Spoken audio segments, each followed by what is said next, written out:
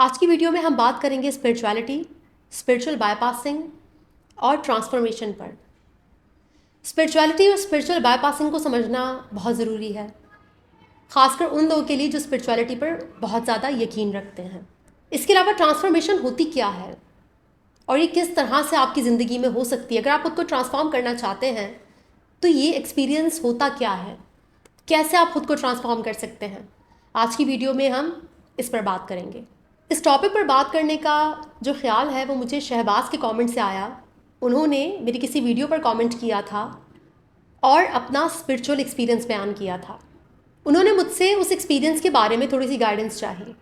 मैंने उनके कमेंट को एक नहीं बल्कि 2 से 3 बार पढ़ा और उस कमेंट में मुझे कुछ स्पिरिचुअल बाईपासिंग नज़र आई। वैसे तो बहुत मुमकिन है कि अगर मैं शहबाज के एक्सपीरियंस को यहाँ पर एक्सप्लेन करूँ तो मैं गलत हूँ, मैं दुरुस्त ना हूँ, क्योंकि मैं शहबाज को नहीं जानती पर्सनली, मैंने उनसे कभी बात नहीं की, मुझे उनकी हिस्ट्री के बारे में कुछ भी नहीं पता। लेकिन चूँकि मेरे पास तजुर्बा है थोड़ा बहुत और उनका जो कमेंट है ना उसमें कुछ चीज़ें ऐसी हैं जिस पर मैं बात कर सकती हूँ। अब ये स्पिरिचुअल बाईपासिंग क्या होती है, क्यों कुछ लोग मज़हब का, स्पिरिचुअलिटी का बहुत ज़्यादा इस्तेमाल करते हैं लेकिन उनकी लाइफ में उनके मसाइल, उनका दर्द कभी कम नहीं होता। हालांकि स्पिरिचुअलिटी आपकी लाइफ में एक बहुत बड़ा किरदार अदा करती है। मैं अपनी ज़िंदगी में एक ऐसे मकाम पर पहुंच गई थी कि जहां पर साइंस मेरी जितनी हेल्प कर सकती थी ना, कर चुकी थी।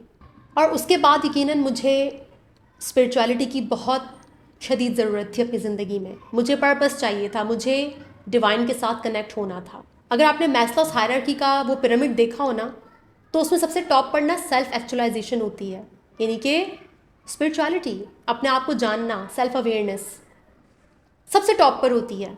और बहुत छोटा सा पार्ट होता है वो पिरामिड का। इसका मतलब ये कि बहुत कम लोग वहाँ तक पहुँच पाते हैं। लेकिन उससे पहले आपको अपनी बहुत सारी नीड्स पूरी करनी है, फिज़िकल नीड्स, सिक्योरिटी, आपकी फाइनेंशियल नीड्स, फिर उसके बाद आपकी साइकोलॉजिकल नीड्स, आपकी सेल्फ इस्टीम, सेल्फ कॉन्फिडेंस, आपकी रिलेशनशिप्स, आपके बॉन्ड्स, आपके कनेक्शंस, इमोशनल कनेक्शंस। तब कहीं जाकर सबसे आखिर में स्पिरिचुअलिटी आती है। लेकिन उससे पहले आपने बहुत कुछ अचीव करना है, उन्हें हासिल करना है, उन ज़रूरियात को मुकम्मल करना है। इसलिए सेल्फ एक्चुअलाइजेशन तक पहुंचने से पहले ना बहुत सारे स्टेप्स आते हैं जिसमें आपको जो आपकी ज़िंदगी के कठिन, मुश्किल मसाइल हैं, जो आपकी लाइफ की कड़वी हकीकतें हैं, जो आपका पेन है, दर्द है, आपको पहले उससे गुजरना पड़ता है। वो सब कुछ जब आप सॉर्ट आउट कर लेते हो ना, फिगर आउट कर लेते हो, फिर कहीं जाकर आप स्पिरिचुअल हो पाते हो, फिर कहीं जाकर कोई पर्पस मिलता है। मेरे पास अक्सर ऐसे बहुत से क्लाइंट्स आते हैं जो कहते हैं कि हम बहुत स्पिरिचुअल हैं, बहुत ज़्यादा स्पिरिचुअल हैं। लेकिन जब मैं उनकी बातें सुनती हूँ और उनकी एडिक्शंस, उनकी डिसोसिएशन, उनकी लाइफ में इश्यूज, ट्रबल्स, तो मैं कहती हूँ कि आप स्पिरिचुअल कैसे हो सकते हैं, आप तो ट्रॉमा में हैं। जो ट्रॉमा में है, जिसने अपनी लाइफ में जो रियल प्रॉब्लम्स हैं, जो लाइफ की रियलिटी है, उसी को फेस नहीं किया, जिसने अपनी दुनिया ही अच्छी नहीं की, जिसने अपनी दुनिया पर ही काम नहीं किया, तो वो क्या आखिरत अचीव करेगा या क्या वो अपनी जो रूहानी जो उसकी ज़रूरियात है वो उसे पूरा करेगा। तो पहले आप बेसिक्स तो पूरे करो।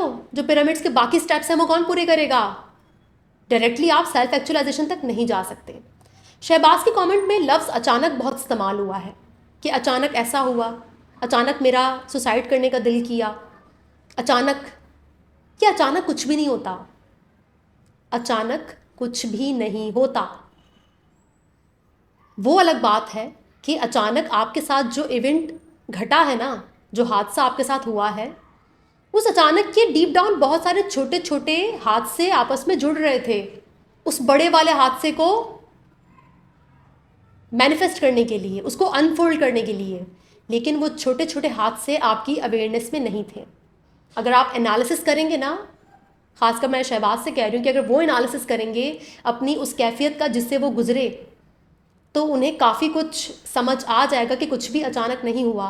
क्या चल रहा है उनकी लाइफ में, क्या बहुत स्ट्रेस है, क्या वो इमोशंस से भाग रहे हैं, डिफ़िकल्ट इमोशंस से। हम स्पिरिचुअल बाईपासिंग कब करते हैं? हम स्पिरिचुअल बाईपासिंग तब करते हैं जब हम अपने डेवलपमेंटल टास्क को पूरा नहीं कर सकते। मिसाल के तौर पर मेरी एडिक्शंस, मेरे बिहेवियर्स अगर मैं सही नहीं कर सकती, मेरे डिफ़िकल्ट पेनफुल इमोशंस को मैं फ़ील नहीं कर सकती, मैं भाग रही हूँ। भाई मुझे ग्रीफ नहीं करना, मुझे सैड नहीं होना, मुझे हर्ट फील नहीं करना, मुझे वल्नरेबल फील नहीं करना, तो मैं क्या करूँगी? मैं स्पिरिचुअल बाईपासिंग करूँगी। मैं मैस्लॉस की हायरार्की में वो नीचे वाले सारे जो स्टेप्स हैं ना, उनको स्किप करते हुए जो सबसे टॉप पर सेल्फ एक्चुअलाइजेशन है ना, वहाँ पर बिना किसी मेहनत के पहुँचना चाहूँगी। तो लाइफ में अचानक कुछ भी नहीं होता, बस आपको ना अपने अचानक होने वाले हादसे के डीप डाउन जो कॉजेज़ हैं वो देखने आने चाहिए, आपको एनालिसिस करना आना चाहिए। मैं नसीहतों से भी ज़्यादा, या फिर जो दूसरों का विजडम होता है, दूसरे जो आपके साथ अपना दानिश शेयर करते हैं, मैं उससे भी ज़्यादा अगर किसी चीज़ को पसंद करती हूँ तो वो है एनालिसिस। मैंने साइंस भी पढ़ी, ओकल्ट साइंस भी पढ़ी। मुझे अगर कोई टूल सबसे ज़्यादा बेहतरीन लगता है ना अपने मसाइल को हल करने के लिए, अपने आप को जानने के लिए, तो वो साइको एनालिसिस है। जी हाँ, आपको साइको एनालिसिस करना आना चाहिए। दूसरों का विजडम, दूसरों की नसीहतें, दूसरों की बातें आपकी यूनिक लाइफ के लिए ठीक नहीं हो सकती, आपके यूनिक एक्सपीरियंसेस पर वो पूरी नहीं उतर सकती। अपनी ज़िंदगी को खुद जीना सीखें, अपने एक्सपीरियंसेस को एनालाइज करना सीखें। शहबाज कहते हैं कि उन्हें एक बहुत ही यूनिक स्पिरिचुअल एक्सपीरियंस हुआ, जिसमें उन्हें ना ही किसी सही गलत अच्छे बुरे की समझ रही, बल्कि सब कुछ एक हो गया था, वन होल। लेकिन यहाँ पर डाउट इस बात पर हुआ मुझे कि जब उन्हें सुसाइड की थॉट आई। जब कोई इंसान स्पिरिचुअल होता है, सेल्फ एक्चुअलाइजेशन तक पहुँचता है, तो वो सुसाइडल नहीं होता। तो यहाँ पर ही सुसाइड की थॉट क्या बता रही है, सुसाइडल होना क्या बता रहा है? वो ये बता रहा है कि मे बी लाइफ में पेन है, मे बी ट्रॉमा है, बुरे इमोशनल एक्सपीरियंसेस हो सकते हैं, इमोशनल नमनेस हो सकती है, कुछ भी हो सकता है जो आपको सुसाइड करने पर या सुसाइड के थॉट्स ला रहा है आपके लिए। तो यहाँ मेरी एक बात याद रखिएगा कि स्पिरिचुअलिटी तक जाने का, ज़हनी सुकून को हासिल करने का कोई शॉर्टकट मौजूद नहीं है। लाइफ में चाहे मेंटल पीस हासिल करना हो, हकीकी मोहब्बत हासिल करना हो, अच्छी सेहत हासिल करनी हो, सक्सेस हासिल करनी हो लॉन्ग लास्टिंग, शॉर्टकट्स काम नहीं करते। लॉन्ग टर्म में चीज़ों को करना पड़ता है, पूरे प्रोसेस से गुजरना पड़ता है। शहबाज आपके लिए और जो भी लोग ये वीडियो देख रहे हैं उन सब के लिए मैं यही बात कहूँगी कि अपने पेनफुल एक्सपीरियंसेस को, अपने इमोशंस को, नेगेटिव इमोशंस को फील किए बगैर, अपने एक्सपीरियंसेस को समझे बगैर, उनको एनालाइज किए बगैर आप अपनी लाइफ में आगे नहीं बढ़ सकते। आपका ब्रेन बढ़ने ही नहीं देगा ना। स्पिरिचुअल बाईपासिंग में इसलिए ले जाएगा अगर ट्रॉमा बहुत शदीद है या आप बहुत ज़्यादा इमोशन से डिस्कनेक्टेड हैं, तो स्पिरिचुअल बाईपासिंग में चला जाएगा ब्रेन। क्योंकि ब्रेन नहीं चाहता ना कि आपको कुछ तकलीफ हो। ब्रेन का काम आपको सर्वाइव करवाना है, वो तो हर किस्म का झूठ बोलेगा। वो अगर बहुत ट्रॉमा से गुजरा हुआ ब्रेन है तो वो आपको झूठ बोलेगा। ब्रेन किसी भी हद तक जाएगा आपको सर्वाइव करवाने के लिए, ताकि आपके वो जो पेनफुल पार्ट्स हैं आपकी लाइफ के, जो आपके पेनफुल इमोशंस हैं, जो आपका ट्रॉमा है, आप उसे फील ना करें ना।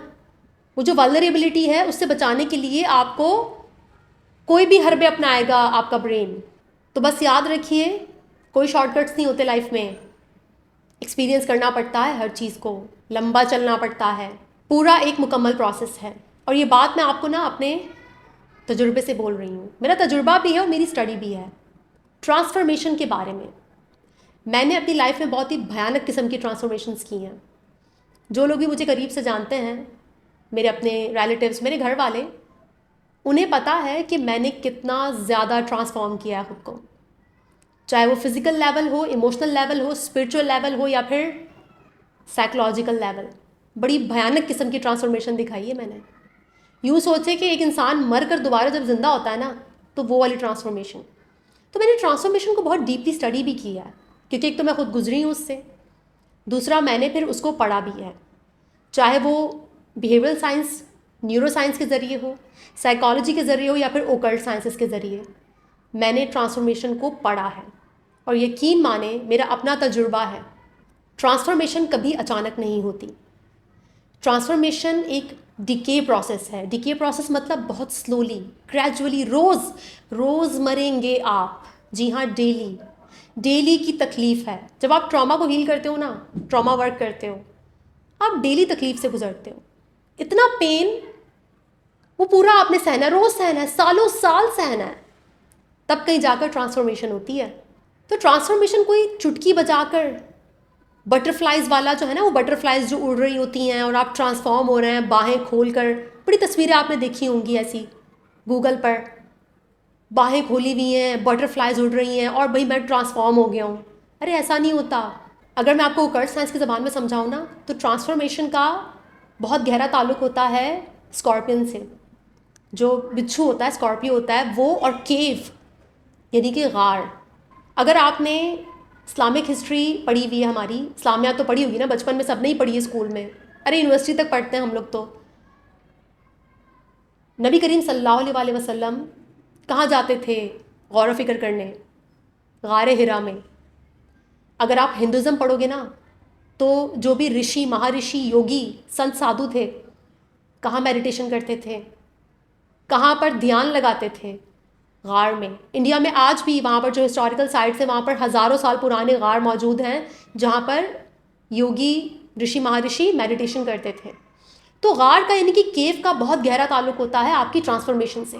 अगर वही नाजिल होनी होती तो बचपन में हो जाती ना नबी करीम सल्लल्लाहु अलैहि वसल्लम पर, लेकिन वो एक अरसा रेगुलरली गार हिरा में जाते थे, वहाँ पर टाइम स्पेंड करते थे, क्योंकि ट्रांसफॉर्मेशन एक लंबा प्रोसेस है।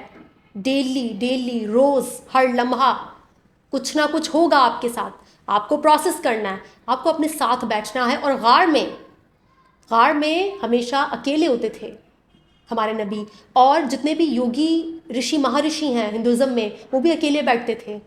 ट्रांसफॉर्मेशन प्रोसेस ही अकेलेपन का है जी। वो आपने अकेले बैठना है, दुनिया से कट के, अलग से। हाँ, ट्रांसफॉर्मेशन का कुछ हिस्सा दुनिया के साथ भी होता है, जाहिर सी बात है। वहाँ भी आपने टाइम स्पेंड करना है, आपने सीखना, आपने दुनियादारी सीखनी है, आपने पॉलिटिक्स समझनी है, आपने इकोनॉमिक्स समझनी है, आपने सब समझना है। अगर आप गौर करें हमारी इस्लामिक हिस्ट्री पर, तो क्या हमारे नबी ने पॉलिटिक्स में, इकोनॉमिक्स में, इन चीज़ों में फिर हिस्सा नहीं लिया? क्या वो उन तमाम तर दुनियावी चीज़ों से कट गए? नहीं। तो ट्रांसफॉर्मेशन में अकेले भी बैठोगे, अपने दर्द के साथ ध्यान लगाओगे, यानी कि बुक्स पढ़ोगे, मेडिटेशन करोगे, जो भी आपका ग्रीफ है, आपकी सैडनेस है, आपके अंदर जो भी इमोशंस हैं, उसके साथ बैठोगे और स्किल्स भी सीखोगे, दुनिया के बारे में भी सीखोगे। तभी तो स्पिरिचुअलिटी आएगी ना। जेब में 4 पैसे हैं नहीं, स्पिरिचुअलिटी कहाँ से आएगी? जिसका पेट भरा होता है वही स्पिरिचुअल होता है भाई। तो जो ट्रांसफॉर्मेशन है ना दोस्तों, ये बहुत ही ग्रेजुअल प्रोसेस है, ये बहुत स्लो प्रोसेस है। आप रोज़मर्रा की बुनियाद पर मरेंगे, दर्द में रहेंगे, और आप स्लोली ग्रेजुअली चेंज होंगे। जितना अपने दर्द से भागेंगे, जितना अपने डिफ़िकल्ट इमोशन से भागेंगे, ट्रॉमा से भागेंगे, दुनिया की हकीकत, अपनी हकीकत जो आपकी है, जो आपकी रियलिटी है, अगर उससे भागेंगे तो आप ट्रांसफॉर्म नहीं हो सकते, कभी भी नहीं हो सकते। मेरी एक बात याद रखिएगा, नेचर ने पेन और प्लेजर, इन दोनों में मज़ा रखा है, बहुत मज़ा है इन दोनों में। जी हाँ, मज़ा सिर्फ प्लेजर में नहीं होता, पेन में भी होता है। और पेन का मज़ा प्लेजर के मज़े से भी ज़्यादा डेंजरस है और ज़्यादा एडिक्टिव है।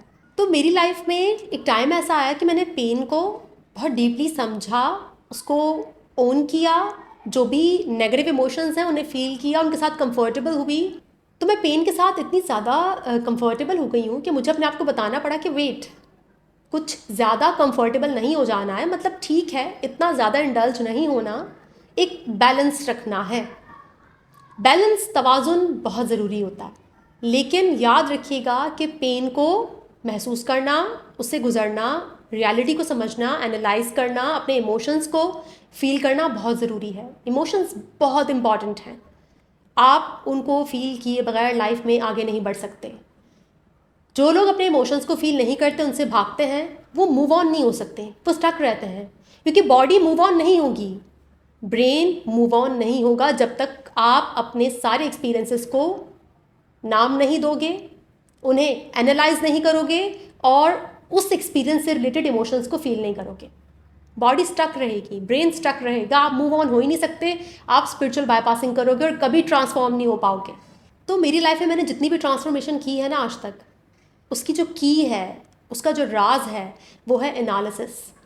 मैं एनालिसिस बहुत अच्छा करती हूँ, खासकर अपना, क्योंकि अपने बारे में तो मैं जानती हूँ काफ़ी कुछ, लेकिन यहाँ पर भी कहानी में एक ट्विस्ट है। कभी कभार आपके टैलेंट्स ही आपके लिए अजाब बन जाते हैं, क्योंकि मैं एनालिसिस बहुत अच्छा करती हूँ, बहुत बेहतरीन, डीप, ज़बरदस्त किस्म का एनालिसिस। लेकिन चूँकि ये मेरा टैलेंट है और कभी कभार मैं इसको अपना कोपिंग मैकेनिज़्म भी बना लेती हूँ। मतलब ये कि पहले जब मुझे डिफ़िकल्ट इमोशंस को फ़ील नहीं करना होता था ना, तो मैं उसको एनालाइज़ करना शुरू करती थी। तो एनालाइज़ करना, उसके बारे में सोचना, उसको रेशनलाइज़ करना इमोशंस को, ये मेरा कोपिंग मैकेनिज़्म था, क्योंकि मुझे इमोशन फ़ील करने में बहुत प्रॉब्लम होती थी।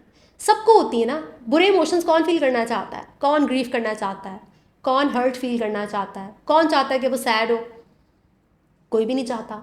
लेकिन आपको ये सब करना पड़ेगा। आपको शेम, गिल्ट, हेट, एंगर, सारे इमोशंस को फुली फील करना होगा।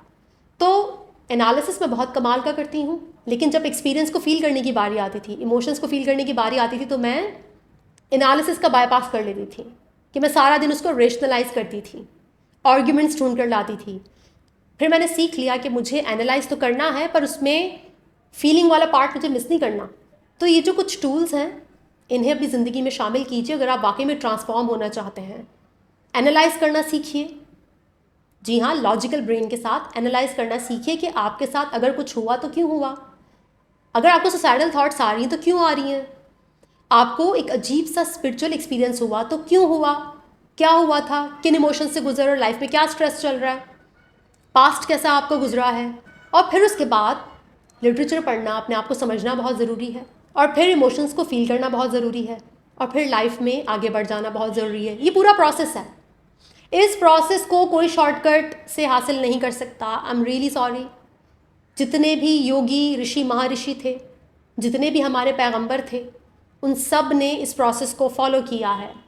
सबको अपनी लाइफ में पूरे एक प्रोसेस से गुजरना पड़ा है, सबको हार्डशिप्स मिली हैं, सबकी लाइफ में ऑब्स्टिकल्स थे, उन सब ने उनको सर किया है। एक ही दिन में स्पिरिचुअलिटी मिल जाना, मेंटल पीस हासिल हो जाना, स्किल्स सीख लेना, लाइफ को समझ लेना, लाइफ की फ़िलॉसफी बिल्ड करना, ये एक दिन का काम नहीं भाई, ये बहुत मेहनत का काम है। इसके लिए आपको प्रोसेस से गुजरना पड़ता है, एक्सपीरियंस करना पड़ता है। ज़िंदगी को एक्सपीरियंस करना सीखें, लाइफ को एक्सपीरियंस करना सीखें। तो याद रखिएगा, जब भी आपको कोई अनयूजुअल एक्सपीरियंस हो, तो उस एक्सपीरियंस को स्पिरिचुअल एक्सपीरियंस का नाम देना या कुछ अजीब मिस्टिकल वे में चीज़ों के बारे में सोचना, उससे ज़्यादा अहम है उसको एनालाइज करना। उसको एनालाइज कीजिए, उस एक्सपीरियंस से रिलेटेड जो रियलिटी है उसको देखिए, क्योंकि अगर आप ऐसा नहीं करेंगे तो आप अपनी ज़िंदगी में हमेशा स्टक रहेंगे, आप लाइफ में आगे नहीं बढ़ पाएंगे। मैस्लो की हायरार्की में टॉप पर पहुंचने से पहले बाकी के स्टेप्स को आप स्किप नहीं कर सकते, ये नामुमकिन है। ओकल्ट साइंस में, खासकर ज्योतिष में, जो 8th हाउस होता है ना, 8वां घर, वो होता है डेथ का, सेक्स का, ट्रांसफॉर्मेशन का, पेन का, sudden gain sudden loss, secrets, जी हाँ, राज, यूनिवर्स के राज, आपके अपने राज, आपके अंदर कौन से राज हैं, वो सारे 8th हाउस से दिखे जाते हैं। 8th हाउस का साइन क्या है? स्कॉर्पियो। कहाँ रहते हैं स्कॉर्पियंस? डार्क, डैम्प, सिक्लूटेड जगहों पर।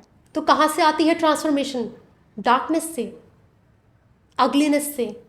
जी हाँ, जो भी आपके अंदर आपकी डार्कनेस है, जो भी आपके अंदर आपकी अगलीनेस है, वहीं से तो ट्रांसफॉर्मेशन आती है। रोशनी में नहीं होती ट्रांसफॉर्मेशन, दिन की रोशनी में चिल्ला चिल्ला के लोगों के सामने आप खड़े हुए हैं, ऐसे नहीं आती ट्रांसफॉर्मेशन। वो तो अंधेरे में आती है, अकेले में आती है, खामोशी में आती है, आइसोलेशन में आती है। ज्योतिष में 8वां घर अंधेरा है, डार्कनेस है, सीक्रेट्स हैं वहाँ पर, टनल है, वो बहुत ही पतला सा डार्क टनल, जिसे गुजरने के लिए आपको बहुत पेन से गुजरना पड़ता है। वैसे ही साइको एनालिसिस में जो भी आपके रिप्रेस्ड इमोशंस हैं, जो भी आपके अंदर ट्रॉमा दबा हुआ है, उसको प्रोसेस करवाने के लिए सालों लगते हैं, सालों, जी हाँ, ईयर्स। तो ट्रांसफॉर्मेशन में टाइम लगता है। बिल्कुल इसी तरह भी अगर आपको फिजिकल ट्रांसफॉर्मेशन करनी है तो एक ही दिन जिम जाकर आप मसल्स नहीं बना लेते, वहाँ पर भी महीनों लगते हैं। तो अचानक से ये हो गया, शॉर्टकट में ये हासिल कर लूँ, वो हासिल कर लूँ, ऐसा नहीं होता भाई। आपको लंबा प्रोसेस फॉलो करना पड़ेगा अगर वाकई में कुछ अचीव करना चाहते हो अपनी लाइफ में। स्पिरिचुअल बाईपासिंग से बचें, रेशनल हो जाएं थोड़े से, ठीक है। रेशनल होकर अपने मसाइल को देखें, अपने इमोशंस से मत भागें। आपके एक्सपीरियंस से जुड़े जितने भी इमोशंस हैं उन्हें फील करें, उन्हें वैल्यू दें। और जो आपकी दुनिया है, जो आपकी लाइफ है, उसे बेहतर बनाने का कोई मौका हाथ से जाने मत दें। ज़िंदगी को बेहतर बनाना बहुत ज़रूरी है। मैस्लो की हायरार्की पर टॉप पर आप ऐसे ही नहीं पहुंच पाएंगे, बस याद रखिएगा। पहले नीचे वाले सारे टर्म्स एंड कंडीशंस पूरे करें आप, फिर आप स्पिरिचुअल हो सकते हैं, वरना आप नहीं हो सकते। जिसका पेट खाली है ना, जो भूखा है, वो स्पिरिचुअल नहीं हो सकता। स्पिरिचुअल होने के लिए ना आपका पेट भरा होना चाहिए ना। ये सवाल आप कब पूछेंगे कि मेरा खुदा से कनेक्शन, मैं कौन हूँ, मेरा सेल्फ से रिलेटेड क्वेश्चन, सेल्फ अवेयरनेस, ये सब जो है ना, ये भूखे पेट नहीं सोचा जा सकता। इसके लिए आपको ना पेट भरा होना चाहिए। इतना ज़्यादा भरा नहीं होना चाहिए कि आपसे फिर सोचा भी ना जाए, लेकिन थोड़ा बहुत अच्छा बेहतर खाना, बेसिक नीड्स आपकी पूरी होनी चाहिए। जी हाँ, सिक्योरिटी होनी चाहिए आपके पास, बेसिक नीड्स। वरना इंसान की लालच और उसकी फजूल की ख्वाहिशात की तो खैर कोई हद नहीं है ना, लेकिन आपकी बेसिक नीड्स पूरी है ना, तो फिर आप स्पिरिचुअल हो सकते हैं। आपने अपने सारे डेवलपमेंटल टास्क पूरे नहीं किए, आप भागते हैं उनसे, और फिर आप कहते हैं कि मैं स्पिरिचुअल हूँ, तो आप स्पिरिचुअल बाईपासिंग कर रहे हैं, आप झूठ बोल रहे हैं खुद से, और ना ही कभी आप लाइफ में ट्रांसफॉर्म हो पाएंगे।